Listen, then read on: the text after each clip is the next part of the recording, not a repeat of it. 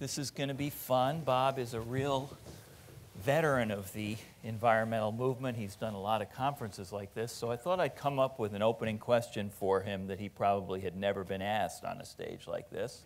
Bob, what was the first... Oh, you could do that. You mentioned to me you were a child of the 60s before. What was the first concert you went to? Wow. Beach Boys. Do I get demerits for that? Beach Boys is fine. Beach Boys, to me, they're the best band of all time. And there's an environmental connection to this story. Because, believe it or not, because they were my boyhood favorite band. And lo and behold, I got involved with a lot of energy work in the 90s. I got through the EPA Energy Star program, or it wasn't called that at the time. I got invited to be a backstage pass to see the Beach Boys, who are into the environment. And believe it or not, I got to talk to Mike Love and Alan Jardine about Earthshell. I'm not sure if you know about Earthshell, but Earthshell is this packaging that we experimented with in the 90s that was made out of calcium carbonate and old potato peels. And the guy that was the inventor of it was out of Santa Barbara, who knew the Beach Boys. They were friends. I never thought I'd be talking to the Beach Boys about the environment and packaging. There you go. Well, did you like the Dead? No. No, okay. Well, the reason I asked that is because... Chicago. You're from Chicago. The reason I asked that is because if we were going to give a name to this session, I think I would have called it, What a Long, Strange Trip It's Been. Because Bob arrived in the McDonald's system in the mid-'80s as a logistics guy. He was overseeing the fleets. Since then, you've worked with environmental defense in really the first major partnership between a big Fortune 500 company and an environmental group. Worked with WWF a bunch of times, fish and beef. Spent 10 years working with Temple Grandin around animal welfare issues. You took a raft down the Amazon with Greenpeace as part of a partnership with them. 9 days with Greenpeace. 9 days with Greenpeace on the Amazon. You just went to China, I saw, to talk to business students there. Glad you're following my blog. I'm following you, and you've become a very, very useful blogger on corporate responsibility issues. Did you ever think, when you were a logistics guy in the mid-'80s, that would happen? No way, no how. I was pumping out, 70 trucks a day, in charge of, 90 truck drivers back in 1983 when I started at McDonald's. I'd never, ever, ever imagined this, except to say that in retrospect, growing up in the 60s, my dad really wanted me to make a difference in the world. He really did. But somehow it disappeared. When I went to college, got married, making a living, so to have the fortune to get into it and make a difference in the world has just been beyond my expectations. So tell us a little about the transition, and then I want to really focus during the conversation on how the partnerships have worked, what you've learned from them, what worked, what didn't. But how did you become the environment guy at McDonald's? It was through happenstance. I was in charge of truck drivers, et cetera, but within the same part of McDonald's was a packaging arm. And they, back in the late 80s, packaging was a huge issue, and McDonald's was getting attacked. It was the first time ever. Everybody loved McDonald's from the day that we were invented in 1955 through, I would say, 1987. Then all of a sudden, we were accused of creating the ozone hole with our packaging because of chlorofluorocarbons and the polystyrene container. And people didn't like us at all, and campaigns were against us. And they came to me and said, Bob, we have a temporary 6-month assignment we'd like to give you. We want you to help us phase out of CFCs in our packaging, and can you save the polystyrene clamshell? Because by the way, we love the polystyrene clamshell. I know probably this audience and people back then think it's the worst thing in the world, but we thought it was the greatest package ever invented. So I was put in charge of preserving it. I succeeded at the first task. I failed at the second, but they still wanted me to head up the environment right after that for the company, because the issues just kind of exploded so much.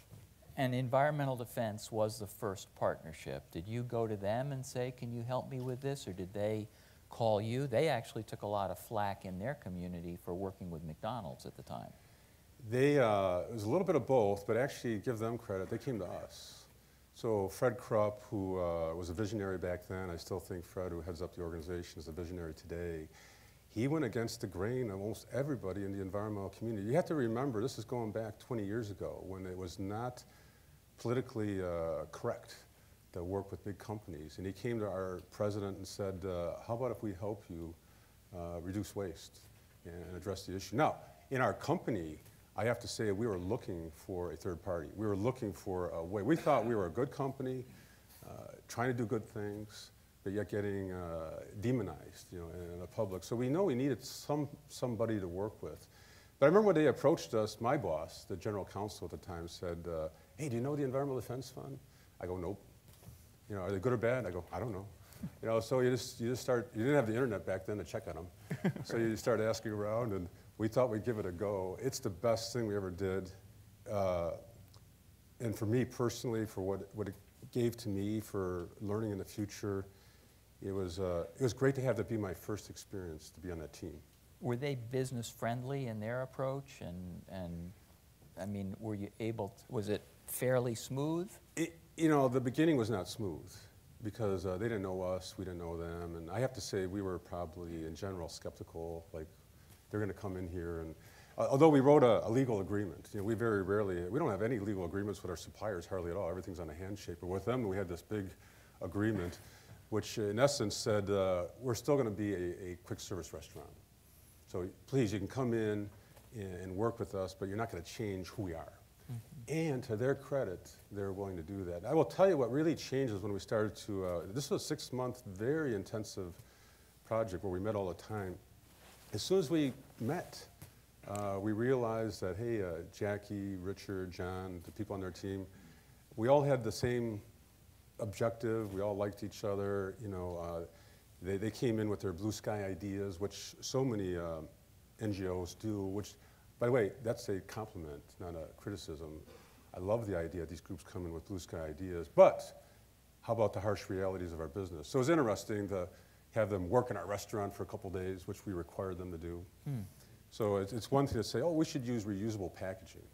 But then when you go in the back of a restaurant and realize all that's involved with serving our food, and I remember they brought us to a Bob Big's Boy restaurant in Washington, D.C., because they were using reusables. And we went behind the counter and we realized, I shouldn't have used the name because, are they still in existence, by the way? Yeah, they exist. I don't want to be too negative, but it just wasn't clean in the back. It just wasn't clean. You know, dishes break, they're dirty, et cetera, et cetera. It's not everything you think it is sometimes when you dig deeper into these issues. So I want to get to some of the frustrations and challenges, but let's talk first about, it's been 20 years. What are you most proud of in terms of working on environmental issues and what you've accomplished through these partnerships? I really like what we've done at McDonald's and any role that I played to make our supply chain more sustainable. And really the genesis of it was the Environmental Defense Fund. So, you know, I worked in that project as one of the team members. I got to see the great impact that it made, how it was good for our business. By the way, we made 100 different initiatives to reduce, reuse, recycle. Didn't spend 1 penny more during the decade of the 90s. Didn't you take an inch or two off the straws, for example? And we took it off the napkins, we took it off the fry container, you know, and it just saved millions and millions of pounds of packaging and cost, added recycled content. I mean, the list goes on. But what it told me as I headed up the environment then in 1991, right on the heels of this, I go, if we can do this with packaging, which is just kind of one element of our supply chain, the real gold mine for McDonald's and in the food industry in general, what can you do with food? Mm-hmm. So I thought if we could do this for packaging, let's do it for how we procure our food. Let's come up with a sustainable process. Now, I have to say it's been quite a journey. It didn't, we've had a lot of ups and downs along this journey to have a more sustainable supply chain. But where we're at today, the way that we've integrated sustainability into supply chain, our vision, our goals, our targets, a lot of our programs and policy, I think they're pretty leading edge. So yes, very proud of that. And with packaging, obviously you have a business case to make to the other people in the organization. If you shrink a napkin or shrink a straw, it's going to save you money, obviously eliminate waste. What's the argument around what a critic could describe as getting in the face of a farmer who grows potatoes or a rancher who raises cattle? What's the business case for saying, I want to make sure those pieces of the supply chain are all as sustainable as possible? Well, I'll lead off with a very traditional supply chain criteria, which is assured supply. The number one job of everybody in supply chain, at least McDonald's, is to make sure we have stuff on the menu tomorrow.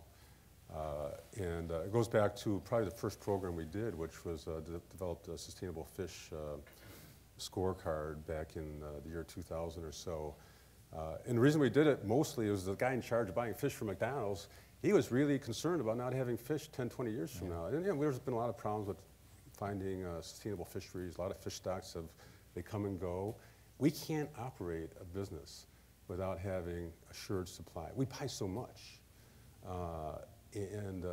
That's our job number one. So I would say that's a huge incentive. Like we're working on sustainable beef today.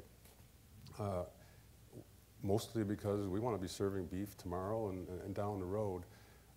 I would say parallel with that, a lot of the work on the environment and sustainability gets a bad rap by people that don't know enough, and that is that you can drive efficiencies, you can be very innovative. And I have found over the years, probably my number one lesson learned along these 22, 23 years, is that if we can inform and educate our people, our system, our suppliers, our owner-operators on these matters, what our impacts are, the scope of them, the potential for the things that we can do that are good for the business, it is just amazing how they get empowered to make a difference.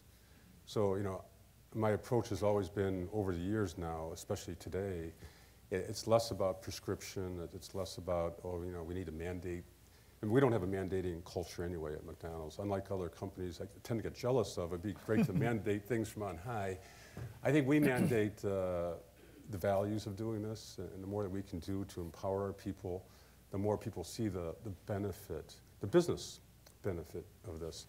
And I think ultimately, we're a consumer business, so I think it's very unique, for us. The new numbers, we're a growing business.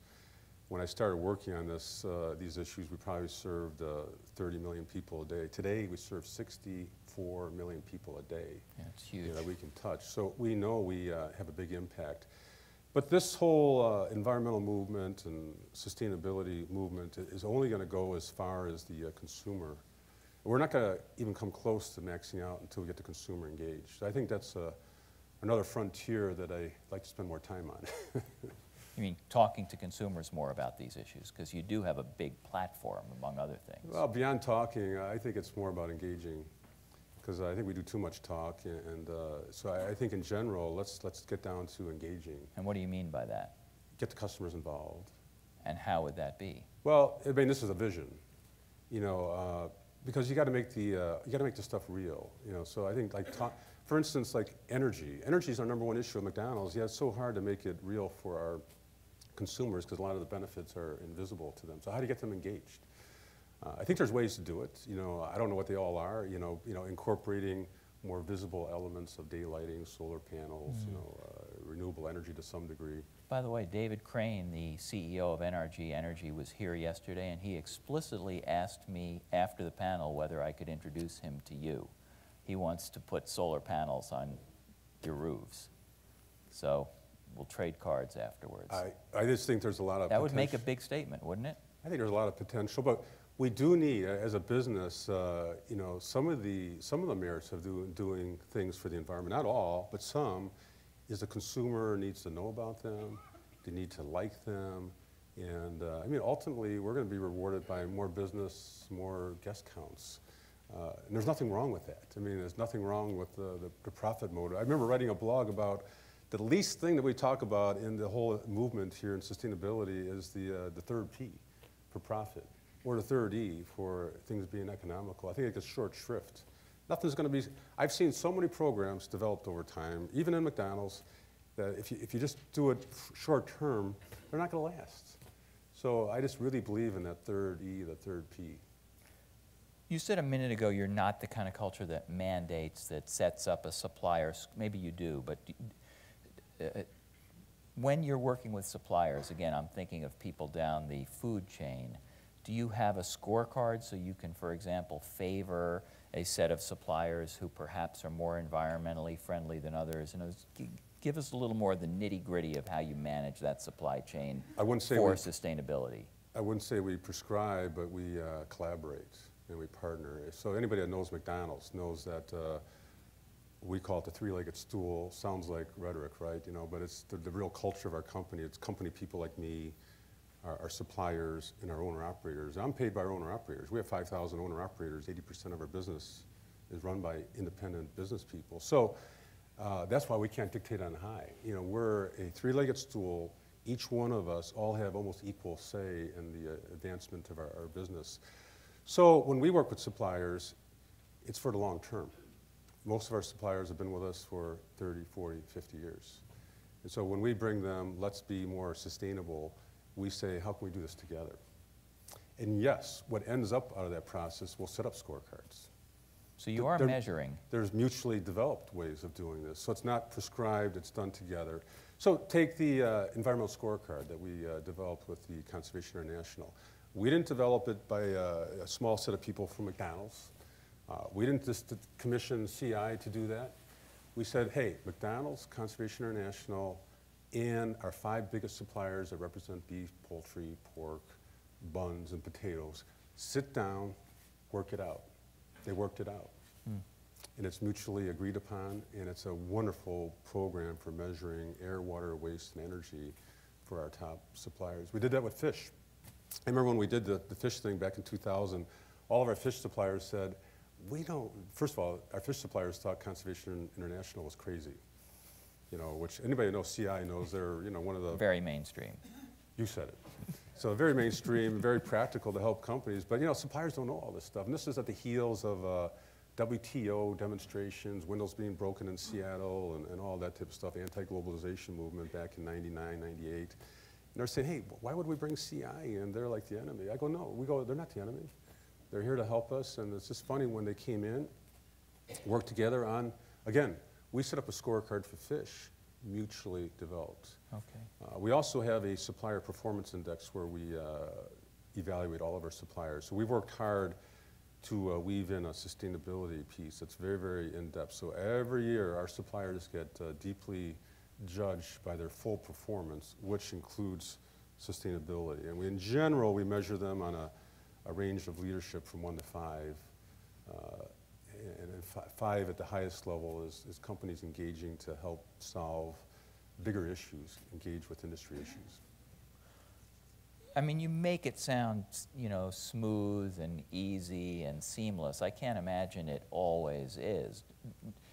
Tell us a story or an example of how you deal with conflict when the supplier says, I can't do that, I don't want to do that. I have something in the back of my head, but I don't remember the details about you know, tensions with the tomato industry down in Florida around labor issues. We deal with tensions. We're a brand that gets a lot of attention and for good and for attacks and for campaigns. A lot of our suppliers sometimes think that we cave in to some of these issues, you know, which... Cave into the NGOs. Cave into the NGOs, which we don't.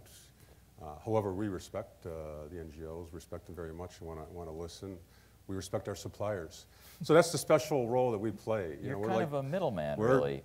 I consider us to be whatever you want to call that, collaborating and convener. Peace mission, because I do believe, unlike what we see like in politics today, especially in America, all this polarization, I think the talent of work that I do is somewhere meeting in the middle somewhere, and there's nothing wrong with the middle. If we can get 80% of an agenda done, that's pretty darn good. Yeah, the tomato issue was fascinating to me, you know, to get attacked for an issue. At first, by the way, this is a very common ingredient. You know, at first we would say at McDonald's, why are they attacking us? You know, we only buy less than 1% of the tomatoes in the United States. We're just not that big of the problem. But you know what? Everybody's 1%. And if you don't jump in and do something that you stand for, and so like we looked at that issue and said, through the lens of, and by the way, we like to get involved personally. I like to actually see what's going on. So when you go down there and you see the conditions of the tomato workers, you see the work they're doing. You try to do the work, which I did, which I couldn't even keep up with people half my size, females doing the work they did all day long in the sun, and you see the living conditions that they have, which are not good at all. we needed to do more. So yeah, you know, we agreed to work with the Coalition of Immokalee Workers. You know, working with Greenpeace, you referenced my trip down the Amazon. And you remember how that started, don't you? Well, they picked, yeah, they picked on us. You know, so they Didn't they show up dressed as chickens outside of McDonald's in London? They That's did. my recollection. I still remember waking up because it was tax day. And someone calls you when that happens, right? That's your job. I opened up my email April 16th of 2005, I think it was 2006, and see that all these people dressed up in chickens are showing up in our UK restaurants. And hey, you know, Greenpeace doesn't have a advertising campaign. They have to figure out a word to get the word out, so they use McDonald's. That's why I told people in McDonald's, let's not get all in a tizzy about their tactics. Let's take a look at the actual issue itself.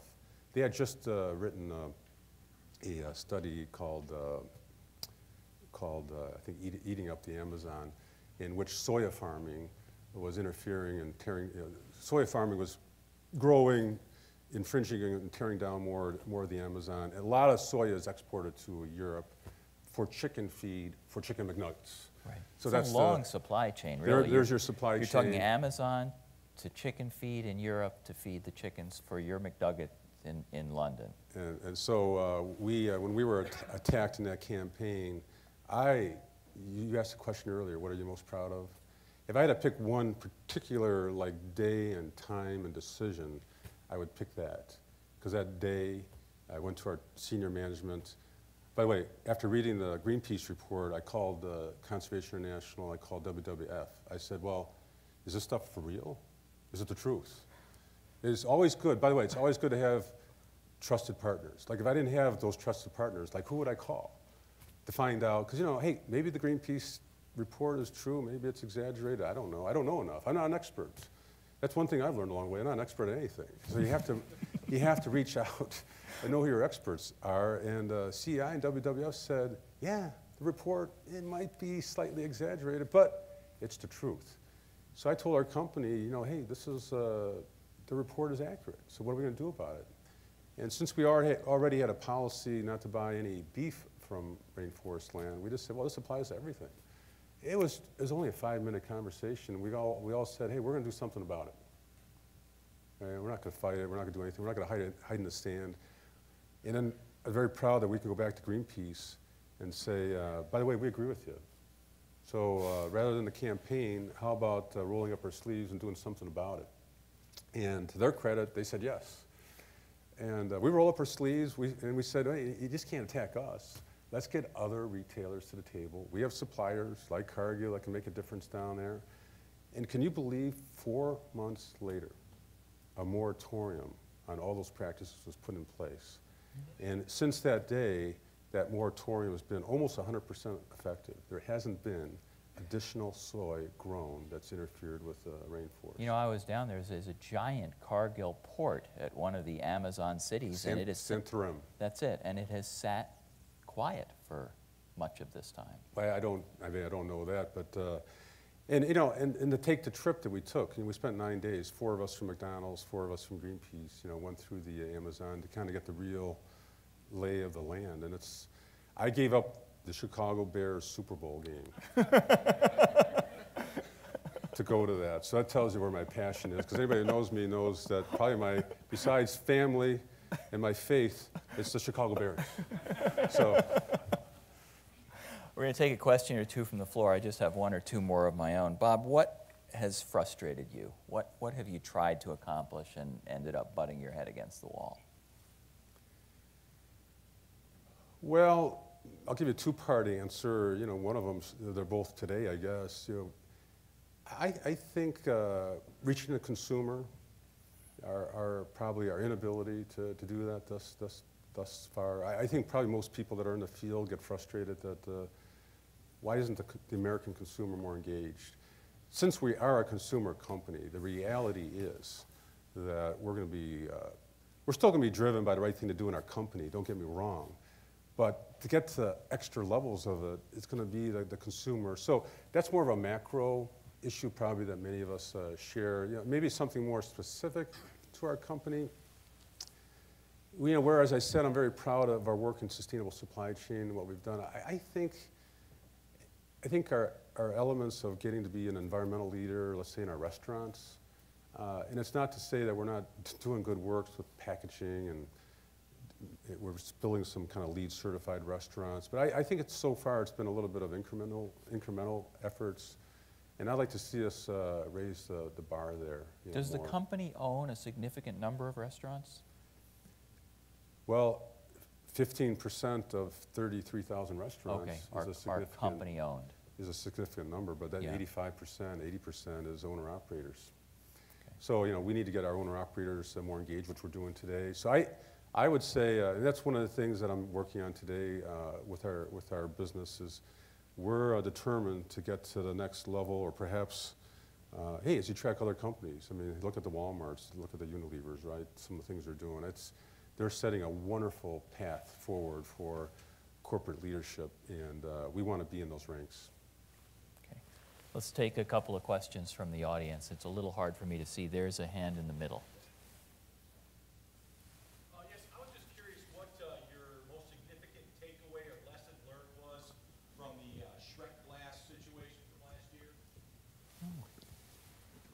Well, to take quick action, and to be very open and transparent to the public who had some concerns, and the fact is we spent a lot of money on it, to do so without seconds. And we did it even though we didn't have to do it, so. Bob, I missed that. What's the reference there? This happened last summer. I lose track of time, but there was reports from the federal Commission for Toys, can't remember the exact name. Consumer Product Safety. That there was perhaps too much lead. Was it lead? Cadmium in these glasses for children.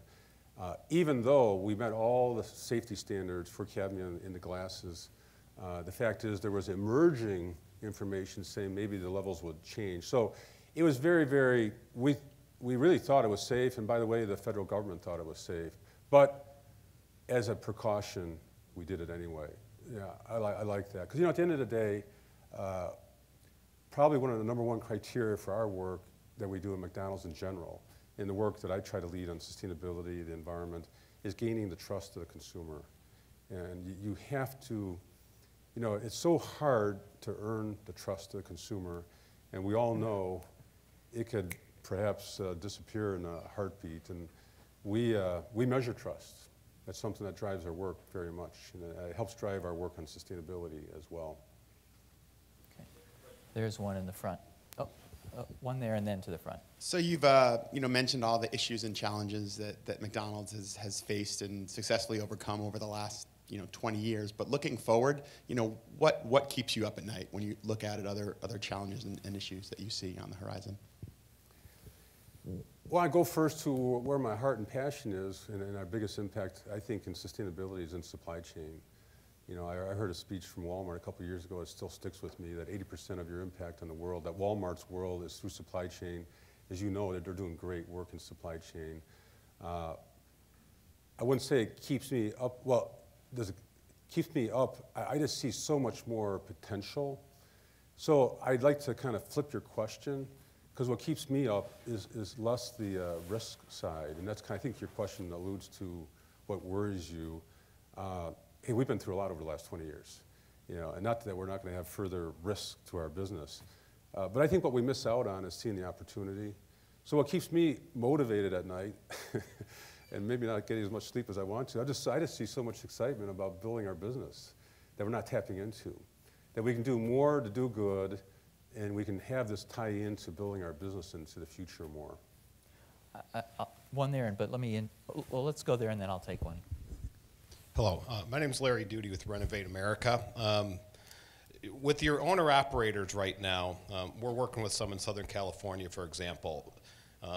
You have the Green Building at 43rd and Ashland. Can you talk a little bit about that? And then can you talk a little bit about some of the incentives that you might be making available to the 85% of those operators to do sustainable projects, for example, possibly doing solar, possibly putting charging stations, things of that nature for the future? I can tell you that we're doing lots of work in this area, you know, so I would like to defer and tease you a little bit to perhaps watch what comes later this year. But, you know, we're very deliberate in our approach, but we're also very determined. You know, even though we've only done a handful of LEED certified restaurants, and by the way, it's at 42nd and Ashland, anybody that's hanging around, not too far away, south of here, we built a LEED certified restaurant in Riverside, California. And we've been using these as learning labs, and we think we've learned enough. If you follow our business, we're doing well as a business, and this is a great time for us.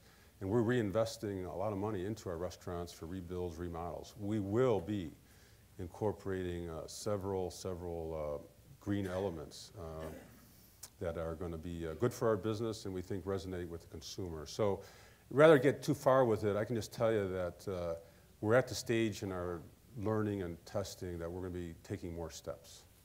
So I have one last question for you. You mentioned your faith, and my rabbi is an eco-rabbi, and he says to me the most important thing any individual can do for the environment is to eat less beef. So I enjoy a McDonald's hamburger now and then. I should talk to your rabbi.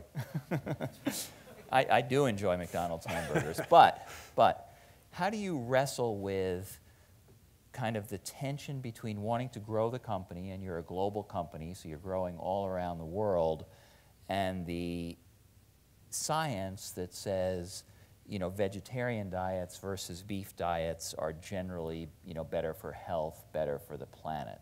I mean, can you see evolving your customer group in that direction? I don't believe the veggie burgers ever really have done well at McDonald's or at any of your competitors. So is there a tension there between your growth and your environmental impact? I don't think so. I don't think so. When Ray Kroc, our founder, you know, formed the company, he said back in 1960 or so, I don't know what we're going to sell in the year 2000. You know, let's amend that to 2025. But whatever we sell, we're going to sell a lot of it. So our business model is, that's our business model. But sell a lot of it at a good value, in a clean environment, and having fun. That is our business model. And I don't see these things as threats to our business, you know, because at the end of the day, we're going to give people what they want. And we're going to do it in a good, responsible, clean, safe way. And we've tried veggie burgers. They hardly sell at all. And the day that we can sell 500 a week in a restaurant, they'll be on our menu forever and ever, you know. So, and then getting, you know, I don't have angst, you know. I like to talk to your rabbi because, you know, it's, you got to face the realities of the world. And the realities of the world is people are, you know, they eat proteins from livestock and meat. Nothing wrong with that from my moral compass. And by the way, and I respect others that have a different moral compass. That is fine. And we're going to meet a demand that's out there. I think it's our job as a company just to make things better, though. And beef does have a lot of impacts. Beef, I think the latest number that I saw, maybe provide 1.5% of the calories for the world. You got to take up maybe 60% of the land. Yeah, that's the Jason Clay number. You know, so hey, that's very meaningful. And by the way, we're working with Jason Clay from WWF to say, well, we're not saying that's bad or good. That is reality. Now, how can we use beef and procure it and have better practices to make beef more sustainable? And I love working on it. And I'm very, very, very happy that we're starting on that path of working with WWF. We did a sustainable beef symposium. I never thought we'd get 300 people around the world, from the industry, from academia, from NGOs, together to talk about sustainable beef that we did in November. And by the way, I was so thrilled by it all when I came out of it, because the argument at the conference was not, should we be more sustainable? Everybody said we need to be. Now, we argue about how to get there. So that's the next path of our journey. We're going to work on that. Great. Bob, it's always a pleasure to talk with you. Please join me in not only thanking Bob for being here, but also for all the work he's done over this past 20 years.